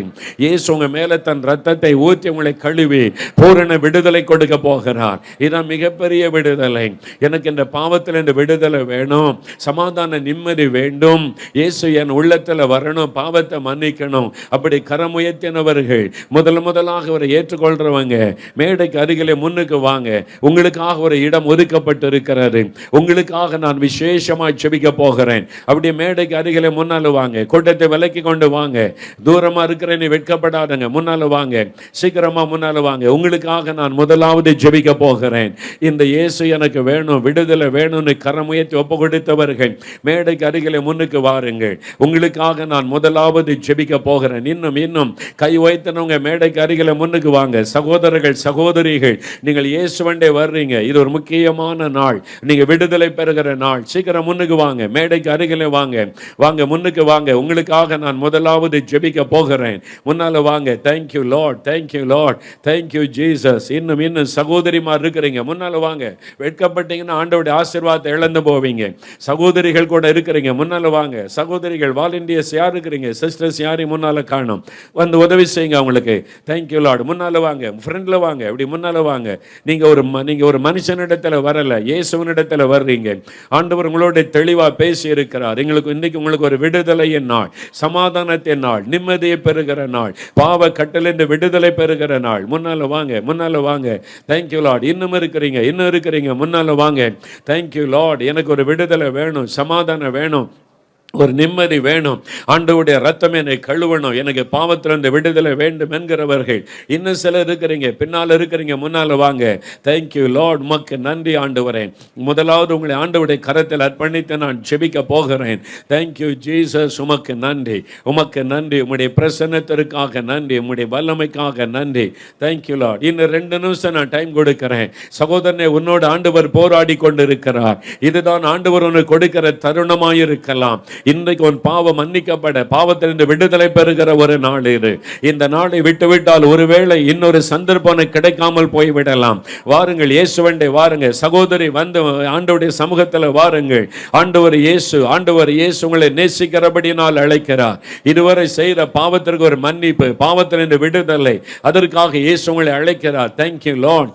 இன்னும் யாரோ ஒரு சகோதரி உள்ளத்துல போராட்டம், நீங்க வெட்கப்பட்டு கொண்டிருக்கிறீங்க. வெட்கப்பட்டால் ஆசீர்வாதத்தை இழந்து போவீங்க. இயேசு கிட்ட வருவதற்கு நீங்கள் வெட்கப்பட்டால் ஆண்டவருடைய பெரிய ஆசீர்வாதத்தை இழந்து போவீங்க. வாலிப தம்பி, நீ வாய் பொழுது. Thank you Lord. எல்லாரும் பின்னால் இருக்கிற எல்லாருமே வலதுகரம் உயர்த்தி இப்ப நம்ம ஜெபிக்க போகிறோம். முன்னால் வந்திருக்கிறவர்கள் இருதயத்தில் வலதுகரம் வைங்க. உங்களுடைய இருதயத்தில் வலதுகரம் வைத்து, இயேசுவே என் உள்ளத்திலே வாரும், இயேசுவே உம்முடைய ரத்தத்தினால் என்னை கழுவும். சொல்லுங்க, இயேசுவே என் உள்ளத்திலே வாரும், இயேசுவே உம்முடைய இரத்தத்தினால் என்னை கழுவும், இயேசுவே என் பாவங்களை மன்னியும், இயேசுவே உம்முடைய இரத்தம் என்னை கழுவட்டும், இயேசுவே மன்னியும், எனக்கு ஒரு விடுதலை தாரும், இந்த பாவத்திலிருந்து விடுதலை தாரும், இந்த பாவ கட்டலிருந்து விடுதலை தாரும், எனக்கு ஒரு மெய் சமாதானத்தை தாரும். ஜோமனுங்க. ஆண்டவருடைய வல்லமை இறங்கி கொண்டு இருக்கிறாரு. Thank you Lord, thank you Lord, thank you Lord. Hallelujah. உமக்கு நன்றி தகப்பனே. கல்வாரி சிலுவையில் இவர்களுக்காக ரத்தம் சிந்தின தேவனே, இவருடைய பாவங்கள் சாபங்களை சுமந்து தீர்த்தவரே, இது உம்முடைய ரத்தத்தின் வல்லமை இவர்களுக்குள்ளே இறங்குவதாக. இன்றைக்கு அந்த பாவ கட்டுகள் அறுக்கப்படுவதாக. பாவத்தை கொண்டு வருகிற பொல்லாத ஆவியின் வல்லமைகள் இப்பொழுது இயேசுவின் நாமத்தில் வெளியேறுவதாக. பாவத்தை கொண்டு வருகிற சாத்தானுடைய கிரியைகள் அழிக்கப்படுவதாக. ஆண்டவரே, பாவத்தை தூண்டுகிற ஆவிகள், குடிவெறியை தூண்டுகிற ஆவிகள் இயேசுவின் நாமத்தில் வெளியேறட்டும். இச்சையை தூண்டுகிற ஆவிகள் இயேசுவின் நாமத்தில் வெளியேறட்டும். சமாதானத்தை கெடுக்கிற ஆவிகள் இயேசுவின் நாமத்தில் வெளியேறுவதாக. விடுதலை உண்டாவதாக. உம்முடைய ரத்தம் கழுவி சுத்திகரிப்பதாக. உம்முடைய ரத்தத்தின் வல்லமை இறங்கினதற்காய் ஸ்தோத்திரம். இயேசுவே என் உள்ளத்திலே வாரும், இயேசுவே என் பாவங்களை மன்னியும், இயேசுவே உம்முடைய ரத்தம் என்னை கழுவட்டும். நீங்க சொல்லுங்க, அல்லேலூயா. இப்ப சொல்லுங்க, இயேசுவே என்னை மன்னித்ததற்காய் ஸ்தோத்திரம். வாய் திறந்து சொல்லுங்க, என்னை மன்னித்ததற்காய் ஸ்தோத்திரம், என்னை கழுவினதற்காக உமக்கு ஸ்தோத்திரம். எனக்கு விடுதலை தந்து விட்டதற்காக உமக்கு ஸ்தோத்திரம். என் பாவங்களை மன்னித்து விட்டதற்காய் ஸ்தோத்திரம் ஆண்டவரே. உம்முடைய ரத்தம் கழுவினதற்காய் ஸ்தோத்திரம். அல்லேலூயா, அல்லேலூயா ஆண்டவரே. அப்படியே நின்று கொள்ளுங்க, அப்படியே நின்று கொள்ளுங்க. முன்னால் வந்தவர்களும் அப்படியே நின்று கொள்ளுங்க. முழங்கால இருந்து அப்படியே நின்று கொள்ளுங்க. இப்போ ஆண்டவர் அநேகரை தொட்டிருக்கிறார். முன்னால வராம பின்னால் நின்று ஜெபித்தவங்க கூட நீங்க இயேசுவின் ரத்தத்தினால் கழுவப்பட்டு இருக்கிறீங்க. அவருடைய வல்லமை உங்களை தொட்டு இருக்கிறாரு. இன்றைக்கு உங்களுக்கு ஒரு விடுதலையின் நாள். இன்றைக்கோட இந்த பழையவைகள் ஒளிந்து போயின, எல்லாம் புதிதாய் மாறிவிட்டது. இயேசுவே ஸ்தோத்திரம் சொல்லுங்க. இயேசுவே ஸ்தோத்திரம், இயேசுவே ஸ்தோத்திரம். பழையவைகள் ஒளிந்து ஒரு புதிய இருதயத்தை தந்துட்டான். இன்றிலிருந்து ஒரு சமாதானம் நம்முடைய உள்ளத்தில் இருக்கும். தினம் வேதம் வாசித்து ஜெபம் பண்ணுங்க. அப்படியே முன்னால் நிற்கிறவங்க அப்படியே நின்று கொள்ளுங்க. கூட்டம் முடிந்த உடனே நான் உங்களுக்கு தான் முதல்ல கை வைத்து ஜெபிக்க போகிறேன். அவ்வளோதானே, ஒரு 10 நிமிஷத்தில் எல்லாம் முடிந்துடும். முன்னால் வந்தவங்க அப்படியே நின்று கொள்ளுங்க. எல்லாம் முடியும் போது உங்களுக்கு கை வைத்து ஜெபிச்சு நான் அனுப்புவேன். இப்போ அடுத்த விடுதலைக்காக ஜெபிக்க போகிறோம். என்னவென்று சொன்னால், அந்த வியாதியிலிருந்து விடுதலை, சாத்தானுடைய கட்டலிருந்து விடுதலை, அதன் பிறகு பிளஸிங். வியாதியிலிருந்து பிசாசின் கட்டலிருந்து விடுதலை. சிலருக்குள்ள பயத்தின் ஆவி போராடுகிறார். டிப்ரெஷன், மன அழுத்தம், செத்து போயிடலான்னு தோன்றுகிறார். ராத்திரில் தூங்க முடியல, அப்படியே பயம் கலங்க பண்ணுகிறார். சிலருடைய சரீரத்தில் வியாதி, எலும்பில் வலி, வயிற்றில் வலி, இருதயத்தில் பிரச்சனை, கண்ணில் பிரச்சனை, காதில் பிரச்சனை. இப்போ வியாதி உள்ளவர்கள் வியாதி உள்ள இடத்துல எனக்கு ஒரு சுகம் வேணும், என் சுகத்துக்காக ஜெபிக்கணும்னு கை வைத்துங்க. யாருடைய சுகத்துக்காக ஜெபிக்கணும்? முன்னால் வந்தவங்களோட கை வைத்துங்க. ஓகே, இப்போ நல்லா கவனிங்க. வியாதி உள்ள இடத்துல நீங்கள் கை வைக்கணும். கண்ணில் சுகம் வேணும்னா கண்ணில் கை வைங்க. இருதயத்தில் சுகம் வேணும்னா இருதயத்தில் கை வைங்க. வயிற்றில் உங்களுக்கு பிரச்சனைனா வயிற்றில் கை வைங்க. எந்த இடத்துல வலி வேதனை இருக்கிற கை வைங்க. எந்த இடத்துல கட்டிகள் இருக்கிற கட்டிகள், லம்ஸ், அந்த இடத்துல கை வைங்க. எந்த இடத்துல பிரச்சனையோ அந்த இடத்துல வலது கை வைத்துக் கொள்ளுங்க. 2 நிமிடம் ஜெபிக்க போகிறோம். இயேசுவே என்னை தொடும்னு சொல்லி நீங்க விசுவாசிக்கணும். என்னை தொட்ட மாதிரி இயேசு உங்களை தொட போகிறார். அவருடைய தொடுதலை உணர்வீங்க. தொட்ட உடனே நோய் மறைந்து போகும், வலி விலகி போகும், உடைய சரீரத்தில் மாற்றம் உண்டாகும். இப்ப இயேசுவே என்னை தொடும், இயேசுவே என்னை தொடும். எல்லாம் ஜெபம் பண்ணுங்க. இயேசுவே என்னை தொடும், இயேசுவே என்னை தொடும். இதை பார்த்து கொண்டிருக்கிறவங்க சோசியல் மீடியாவில் நீங்களும் ஜெபம் பண்ணுங்க. வியாதி உள்ள இடத்துல கை வைத்து ஜெபம் பண்ணுங்க. ஜெபம் பண்ணுங்க. இயேசுடைய வல்லமை. தகப்பனே, இதோ என் நாமத்தினால் எதை கேட்டாலே செய்வேன் என்று வாக்கு கொடுத்தவரே, இவர்களுடைய விடுதலைக்காக சுகத்துக்காக சிலுவை சுமந்தவரே, இவருடைய நோய்களை சிலுவையில சுமந்து தீர்த்தவரே, இவர்களை குணமாக்குவதற்காக கைகளிலே தழும்புகளை ஏற்றுக்கொண்டவரே, இப்பொழுது இயேசுவின் நாமத்தில் சுகம் உண்டாவதாக. உம்முடைய தழும்புள்ள கரம் இவர்கள் மீது வைக்க படுவதாக. தலை முதல் கால் வரை சுகமளிக்கிற வல்லமை இறங்குவதாக. நசரேயனாக இயேசுவின் வல்லமுள்ள நாமத்தினாலே பொல்லாத வியாதிகள் விலகட்டும். இப்பொழுது நோய்களை கொண்டு வரக்கூடிய பொல்லாத அசுத்த ஆவிகள் இயேசுவின் நாமத்தில் விலகட்டும் என்று நான் ஜெபிக்கிறேன். பயத்தை கொண்டு வருகிற ஆவிகள் இயேசுவின் நாமத்தில் வெளியேறுவதாக. பயத்தை கொண்டு வருகிற பொல்லாத ஆவிகள் வெளியேறட்டும். தூக்கத்தை கெடுக்கிற ஆவிகள், தற்கொலை எண்ணத்தை கொண்டு வருகிற பொல்லாத ஆவிகள் இப்பொழுது இயேசுவின் நாமத்தில் வெளியேறுவதாக. இதோ உம்முடைய இரத்தத்தை இவர்கள் மீது தெளித்து நான் ஜெபிக்கிறேன். இயேசுவின் நாமத்தில் விடுதலை. பொல்லாத ஆவிகள் வெளியேறட்டும். I rebuke every evil power in the mighty name of Jesus. பொல்லாத ஆவியினுடைய கிரியைகளை கடிந்து கொள்கிறேன். இயேசுவின் நாமத்தில் விடுதலை உண்டாகட்டும். பயத்தின் ஆவிகள் விலகட்டும். இப்பொழுது பலவீனத்தின் ஆவிகள் விலகட்டும். இயேசுவின் நாமத்தில் நோய்களை கொண்டு வருகிற ஆவிகள் விலகட்டும். இப்பொழுது இயேசுவின் நாமத்தில் விடுதலை. இயேசுவின் நாமத்தில் விடுதலை. சகோதரனை பெற்றுக் கொள்ளுகிறீர்கள், சகோதரி பெற்றுக் கொள்ளுகிறீர்கள். அநேக அசுத்த ஆவிகள் இந்த எல்லைகளை விட்டு வெளியேறுவதை நான் பார்க்கிறேன். நோய்களை கொண்டு வந்த ஆவிகள் வெளியேறுகிறது. சிலருடைய கண்களை ஆண்டவர் தொடுகிறார். இப்பொழுது கண்களிலே காணப்படுகிற நோய்கள் மறைகிறது. குருட்டு ஆவிகள் இயேசுவின் நாமத்தில் விலகட்டும். இப்பொழுது தெளிவான பார்வை உண்டாவதாக. கண்களிலே ஆசீர்வாதமான மாற்றம், பார்வை வரட்டும் இயேசுவின் நாமத்தில். செவிட்டு ஆவிகளை கடிந்து கொள்ளுகிறேன். காதுகளை பாதிக்கிற ஆவிகள், செவிகளை உண்டாக்குகிற ஆவிகள் இயேசுவின் நாமத்தில் வெளியேறுவதாக. அந்த ஆவியின் கட்டுகள் அறுக்கப்படுவதாக. காதுகள் திறக்கப்படுவதாக. செவிட்டு ஆவிகள் வெளியேறுகிறது. காதுகளிலே மாற்றம் வருகிறது. கண்களிலே மாற்றம் வருகிறது. இயேசுவே ஸ்தோத்திரம் என்று சொல்லுங்கள். இப்பொழுது நரம்புகளை ஆண்டவர் தொடுகிறார். எலும்புகளை ஆண்டவர் வல்லமை தொடுகிறது. எலும்புகளை தாக்கி இருக்கிற பொல்லாத ஆவிகள் இப்பொழுது இயேசுவின் நாமத்தில் விலகுவதாக. பக்கவாத நோயை கொண்டு வந்திருக்கிற சாத்தானை கடிந்து கொள்ளுகிறேன். திமிர்வாத நோயை கொண்டு வந்திருக்கிற ஆவியை கடிந்து கொள்ளுகிறேன். ஆர்த்ரைட்டிஸ் மறையட்டும் இயேசுவின் நாமத்தில். முடக்கு வாதங்கள் விலகட்டும் இயேசுவின் நாமத்தில். நரம்புகளுக்குள்ளே வல்லமை இறங்குவதாக. எலும்புகளுக்குள் இயேசுவின் நாமத்தில் வல்லமை இறங்குவதாக. நடக்க முடியாதவர்கள் நடப்பார்களாக. கைகளை பயன்படுத்த முடியாதவர்கள் சுகம் அடைவார்களாக. முதுகு தண்டிலே வல்லமை இறங்குவதாக. இயேசுவின் நாமத்தில் விடுதலை. இயேசுவின் நாமத்தில் விடுதலை. இயேசுவே ஸ்தோத்திரம். எனக்கு விடுதலை சொல்லுங்க, சொல்லுங்க. ஆண்டவருடைய வல்லமை தொடுகிறது, தொடுகிறது. விஜயகுமாரை ஆண்டவர் தொடுகிறார். விஜயகுமாரை ஆண்டவர் இயேசு தொடுகிறார். சுகம் உண்டாகிறது. இயேசுவே விஜயகுமாரை தொடுகிறதற்காக, விடுதலை உண்டாக்குகிறதற்காக நன்றி. கணேஷை ஆண்டவர் தொடுகிறதற்காக நன்றி. கணேசை தொடும் ஆண்டவரை, தொடும் வல்லமை இறங்கட்டும். அந்த வலிகள் மாறட்டும். எலும்புகளிலே சுகம் வரட்டும். இயேசுவின் நாமத்தில் சுகம் உண்டாகிறது. அதற்காக நன்றி. இயேசுவுக்கு நன்றி, இயேசுவுக்கு நன்றி. Thank you Lord. ஜாஸ்மினை ஆண்டவர் தொடுகிறது. நன்றி. ஜாஸ்மினுக்கு விடுதலை உண்டாகிறது. கட்டுகள் அறுக்கப்படுகிறது. இயேசுவின் நாமத்தில் விடுதலை கொடுக்கிற ஆண்டவருக்கு நன்றி. இயேசுவுக்கு நன்றி. லட்சுமியை ஆண்டவர் தொடுகிறீர் ஆண்டவரே. லட்சுமிக்கு விடுதலை. வலிகள் எல்லாம் மாறுகிறது. விடுதலை கொடுக்கிற இயேசுவுக்கு நன்றி. ஒவ்வொருவரை தொடும். எல்லாம் வாய் திறந்து துதிக்க ஆரம்பிங்க. ஆண்டவருடைய வல்லமை இறங்கி கொண்டிருக்கிறது. நோய்கள் மறைகிறது. கட்டுகள் அறுக்கப்பட்டு கொண்டிருக்கிறது. ஞானராஜை ஆண்டவர் தொடுகிறீர். இப்பொழுது ஞானராஜுக்கு சுகம், முருக தண்டிலே சுகம், அந்த வலி மாறுகிறது இயேசுவின் நாமத்தில். ஆண்டவர் கொடுக்கிற விடுதலைக்காக நன்றி. ஒவ்வொருவரை தொடும் ஆண்டவரே. பொல்லாத ஆவிகள் விலகட்டும். பொல்லாத நோய்கள் விலகட்டும் இயேசுவின் நாமத்தில். அற்புதங்கள் நடப்பதாக. எலும்புகளிலே சுகம் உண்டாவதாக. பொல்லாத அசுத்த ஆவிகள் வெளியேறுவதாக. அந்த கட்டுகள் அறுக்கப்படுவதாக. கட்டிகள் மாறுகிறது. கட்டிகள் லம்ஸ். ஒரு சகோதரி, உங்களுடைய வயிற்று பகுதியில் இந்த கட்டி மறைகிறது. வயிற்று பகுதியில் இந்த கட்டி மறைகிறது. சகோதரி விடுதலை பெற்றுக் கொள்ளுகிறீர்கள்.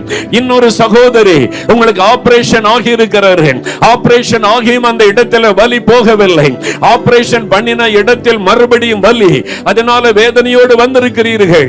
திரும்பவும் ஆபரேஷன் பண்ண வேண்டும் என்று மருத்துவர்கள் சொல்லுகிறபடியினால் மன வேதனையோடு வந்திருக்கிற சகோதரி, இயேசுவின் வல்லமை உங்களை தொடு. இயேசுவின் தழும்புகளால் சுகம் உண்டாகிறது. இன்னொரு ஆபரேஷன் உங்களுக்கு அவசியம் இல்லை. டாக்டர்ஸ் அதை சொல்லுவார்கள். இதோ இயேசுவின் தழும்புகளால் குணமாகிறீர்கள். இயேசுவுக்கு ஸ்தோத்திரம்னு சொல்லுங்க. ஆண்டவருடைய வல்லமை தொடுகிறதற்காக நன்றி. நன்றி லலிதா. ஆண்டவருடைய கரம் லலிதாவை தொடுகிறது. தலையில் இருக்கிற வலி எல்லாம் மாறுகிறது. ஐயோ, அது ஒரு மரண வலி. இயேசுவின் நாமத்தில் மறைகிறது. இயேசுவின் நாமத்தில் ஆண்டவர் கொடுக்கிற விடுதலைக்காக நன்றி. சரோஜாவை ஆண்டவர் தொடுகிறேன். சரோஜாவுக்கு விடுதலை இயேசுவின் நாமத்தில். ஆண்டவர் பயத்தை மாற்றுகிறேன். தூக்கத்தை கெடுக்கிற ஆவி வெளியேறுகிறது. அதற்காக நன்றி. இப்பொழுது பயத்தின் ஆவி அநேகரை விட்டு வெளியேறுகிறது. இரவு தூக்கத்தை கெடுக்கிற பொல்லாத ஆவிகள் இயேசுவின் நாமத்தில் வெளியேறுகிறது. டிப்ரஷனை, மன அழுத்தத்தை கொண்டு வருகிற ஆவிகள் இயேசுவின் நாமத்தில் விலகுகிறது. இயேசுவுக்கு நன்றி, இயேசுவுக்கு நன்றி, இயேசுவுக்கு நன்றி. Thank you Lord. சுரேஷ் ஆண்டவர் இயேசு உங்களை தொடுகிறார். இப்பொழுது சுரேஷனை தொடுகிறீர் ஆண்டவரே. அந்த பயம், மன அழுத்தம் எல்லாம் விலகுகிறது இயேசுவின் நாமத்தில். ஒவ்வொருவருக்கும் விடுதலை. தலை முதல் கால் வரை உம்முடைய வல்லமை இறங்குவதாக. எலும்புகள் நரம்புகளில் சுகம் உண்டாவதாக. ஆஸ்துமா வியாதிகள் விலகட்டும் இயேசுவின் நாமத்தினாலே. அல்சர் வியாதிகள் மறையட்டும் இயேசுவின் நாமத்தினாலே. எல்லா கட்டுகளும் அறுக்கப்படட்டும் இயேசுவின் நாமத்தில். எல்லாம் வலதுகரமா எத்துங்க. இயேசுவே ஸ்தோத்திரம். என்னை தொடுகிறதற்காய் ஸ்தோத்திரம். வாய் திறந்து சொல்லுங்க. வாய் திறந்து நல்லா துதிங்க துதிங்க. என்னை தொடுகிறதற்காய் நன்றி இயேசுவே, உமக்கு நன்றி, உமக்கு நன்றி. சொல்லுங்க சொல்லுங்க சொல்லுங்க. கிறிஸ்டி, நீங்க சுகமாக்கப்பட்டு விட்டீங்க. வாய் திறந்து ஆண்டவரை துதிங்க. கிறிஸ்டி, நீங்க சுகமாக்கப்பட்டு விட்டீர்கள். இயேசுவே ஸ்தோத்திரம். நீ வாய் திறந்து சொல்லுங்க சொல்லுங்க சொல்லுங்க. இயேசுவுக்கு நன்றி சொல்லுங்க. அந்தோணி, அந்தோணி, நீங்கள் குணமாக்கப்பட்டு விட்டீங்க. உடைய பயம் விலகி விட்டது, பயத்தின் ஆவி விலகி விட்டது. அந்தோணி சுகம் பெற்று விட்டீர்கள். இயேசுவுக்கு நன்றி சொல்லுங்க, நன்றி சொல்லுங்க. அல்லேலூயான்னு சொல்லுங்க. இயேசுவுக்கு நன்றி. வின்சென்ட், ஆண்டவருடைய கரங்களை தொட்டு விட்டது. வின்சென்ட், எலும்புகளில் சுகம் உண்டாகி விட்டது. ஒரு மரண பயம், ராத்திரியில் தூங்க முடியாது. இன்றைக்கு விடுதலை பெற்று விட்டீர்கள். இயேசுவுக்கு நன்றி சொல்லுங்க. இயேசுவுக்கு நன்றி. அல்லேலூயா, ஹல்லேலூயா, உமக்கு நன்றி. ஆண்டவரே, உம்முடைய வல்லமை ஒவ்வொருவர் மேல இறங்கினதற்காய், சாத்தானுடைய கட்டுகள் அறுக்கப்பட்டு போனதற்காய் ஸ்தோத்திரம். பொல்லாத ஆவியின் வல்லமை அழிக்கப்பட்டதற்காய் ஸ்தோத்திரம். இயேசுவின் நாமத்தில் விடுதலை, இயேசுவின் நாமத்தில். அல்லேலூயா.